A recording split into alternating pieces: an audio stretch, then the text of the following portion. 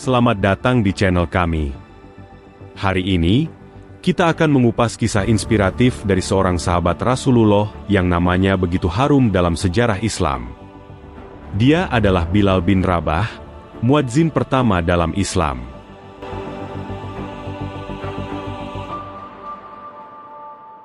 Bilal bin Rabah bukan hanya seorang muadzin, tetapi juga simbol keteguhan iman dan keberanian.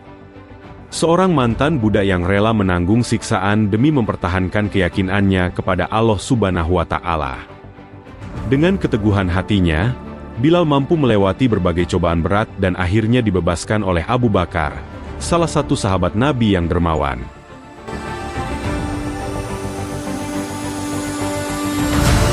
Bergabunglah dengan kami dalam perjalanan mengenal lebih dalam tentang sosok Bilal bin Rabah, muadzin yang suaranya menggetarkan hati para sahabat dan umat muslim di seluruh dunia. Jangan lupa untuk like, komen, dan subscribe agar tidak ketinggalan kisah-kisah inspiratif lainnya. Bilal bin Rabah adalah salah satu sahabat Nabi Muhammad paling terpercaya dan setia. Bilal bin Rabah juga merupakan orang pertama yang menjadi muadzin, atau orang yang bertugas mengumandangkan azan. Bilal menjadi muadzin setelah ditunjuk langsung oleh Nabi Muhammad. Sebelum memeluk Islam, Bilal adalah seorang budak milik Umayyah bin Khalaf. Setelah memeluk Islam, Bilal mengalami siksaan yang berat dari majikannya. Dia kemudian dibeli oleh Abu Bakar dan dibebaskan dari perbudakan. Namun, setelah Nabi Muhammad meninggal, Bilal enggan untuk menjadi muadzin lagi. Nama Bilal bin Rabah tetap abadi dalam ingatan Muslim sebagai muadzin pertama dalam Islam.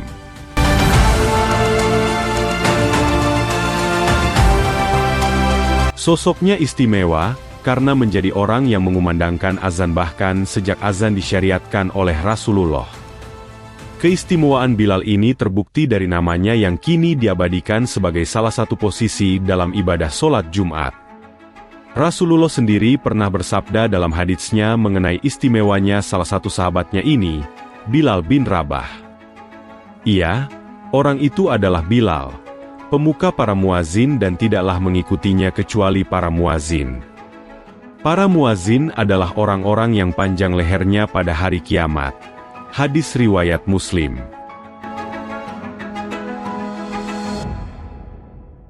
Bilal bin Rabah merupakan seorang Habsyi yang memiliki ciri-ciri berkulit gelap. Sebelum menjadi salah satu sahabat Rasul, Bilal merupakan seorang budak. Ia merupakan budak dari Umayyah bin Khalaf yang saat itu menjadi seorang pemuka di Bani Zumah, Mekah.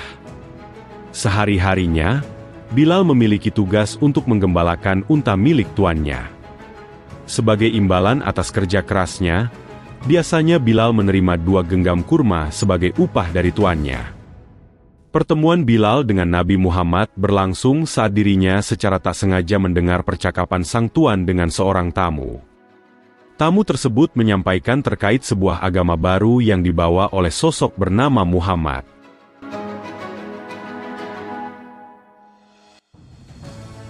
Bilal bin Rabah memiliki postur tinggi, kurus, dan termasuk dalam kalangan budak berkulit hitam. Ibunya adalah kelompok hamba sahaya milik dari seorang pimpinan Quraisy, Umayyah bin Khalaf. Setelah menjadi budak mereka inilah, Bilal kemudian mendengar tentang Islam dan menemui Nabi Muhammad untuk mengikrarkan dirinya masuk Islam. Meski ada beragam versi tentang kisah Bilal masuk Islam, namun pertemuan antara Rasulullah dengan Bilal bin Rabah telah membawa angin segar bagi Islam. Bilal juga merupakan satu-satunya as-sabiqunal awalun yang berasal dari golongan budak kulit hitam. Sebab, ketika Bilal masuk Islam statusnya saat itu masih belum merdeka.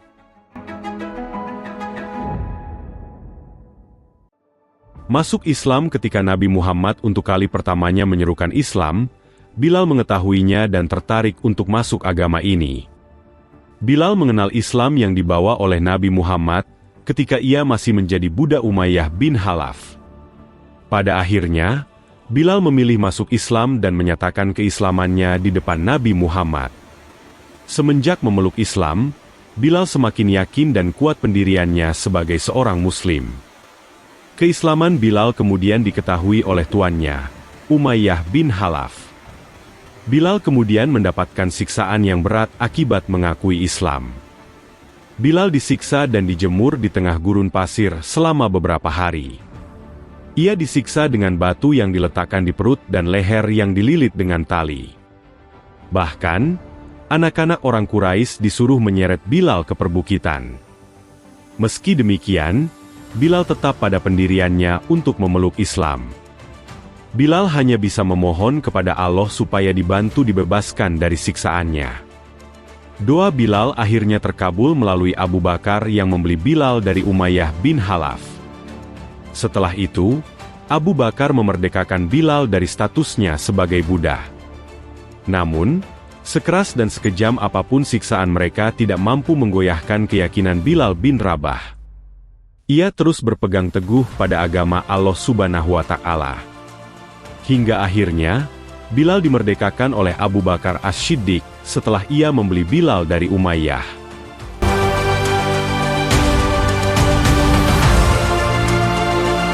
Kala Masjid Nabawi di Madinah selesai dibangun, Rasulullah kemudian mensyariatkan azan sebelum didirikannya sholat. Azan pada masa tersebut dimaksudkan sebagai penanda sholat sekaligus pengajak Muslim untuk sholat berjamaah di masjid. Mulanya, setiap hendak melaksanakan sholat 5 waktu, kaum Muslim belum mengenal azan. Mereka cukup hanya menggunakan hitungan waktu untuk melaksanakan sholat 5 waktu. Setelah semua sahabat Nabi berkumpul untuk sholat, Rasulullah kemudian menunjuk satu orang yang akan mengumandangkan azan.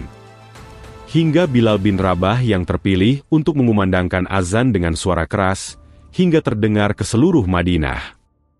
Sosok Bilal bin Rabah memang sudah dikenal sebagai sahabat dari kalangan hamba sahaya yang memiliki suara merdu. Untuk itulah, Bilal bin Rabah juga menyandang gelar muadzin ar-Rasul.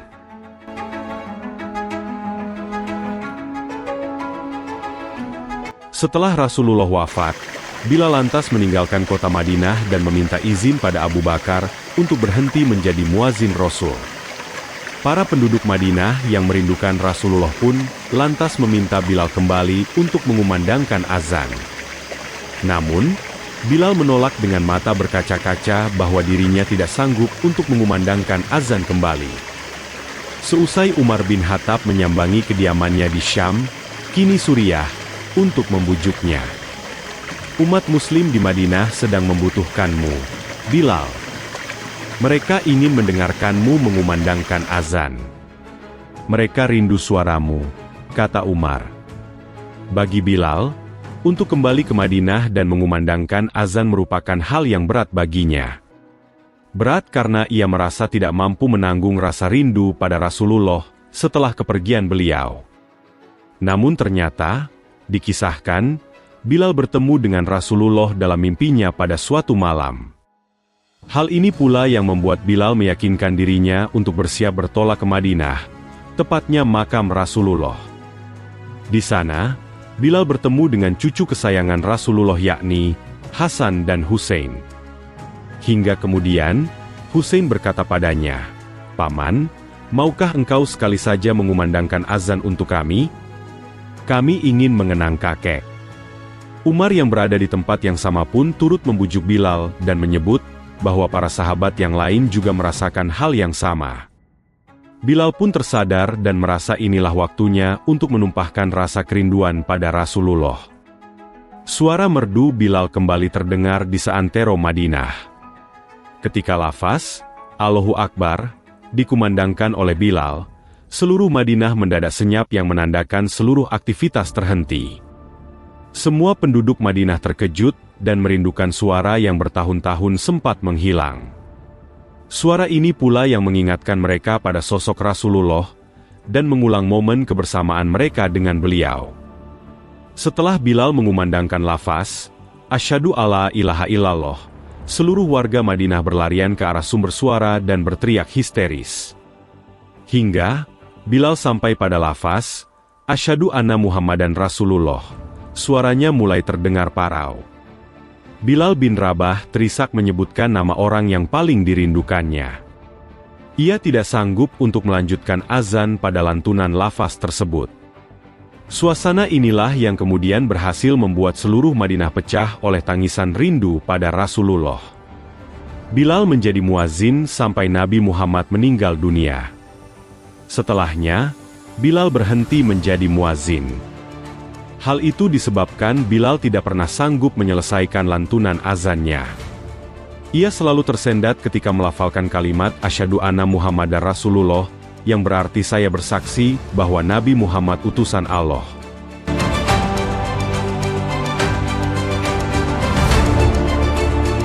Menurut sejarawan Islam, Bilal bin Rabah meninggal dunia pada 18 Hijriah atau 640 Masehi. Bilal meninggal dunia di Damaskus pada usia 72 tahun. Ada versi lain yang berpendapat bahwa Bilal meninggal dunia di Madinah. Menjelang kematiannya, Bilal berkata kepada istrinya bahwa ia senang karena segera bertemu dengan Nabi Muhammad yang sangat ia cintai. Bilal dimakamkan di pemakaman Bab al-Saghir, Damaskus. Namun, ada versi lain yang menyatakan bahwa Bilal dimakamkan di Amman, Yordania. Meninggalnya Bilal bin Rabah meninggalkan duka mendalam bagi umat Muslim, tetapi juga memberikan pelajaran berharga tentang keteguhan iman, keberanian, dan pengabdian. Sebagai muazin pertama dalam Islam, Bilal dikenang setiap kali azan dikumandangkan. Suaranya yang dulu menggema di langit Madinah, menjadi simbol panggilan untuk beribadah dan keteguhan hati dalam mempertahankan keyakinan. Bilal bin Rabah tidak hanya dikenang sebagai muazin, tetapi juga sebagai simbol perlawanan terhadap penindasan dan ketidakadilan. Ia menunjukkan bahwa status sosial dan latar belakang seseorang tidak menjadi penghalang untuk mencapai kemuliaan di hadapan Allah. Bilal adalah teladan bagi semua orang bahwa dengan keteguhan iman dan keberanian, seseorang dapat meraih tempat terhormat di dunia dan akhirat.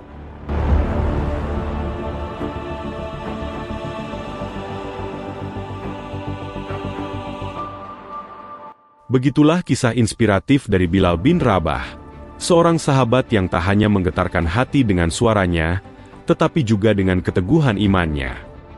Semoga kisah ini menginspirasi kita semua untuk selalu teguh dalam iman dan berani dalam menghadapi segala cobaan. Jika kalian menikmati video ini, jangan lupa untuk memberikan like, share, dan subscribe agar kalian tidak ketinggalan video-video inspiratif lainnya dari channel kami. Follow juga akun media sosial kami untuk mendapatkan update terbaru dan berbagi inspirasi setiap hari. Sampai jumpa di video berikutnya.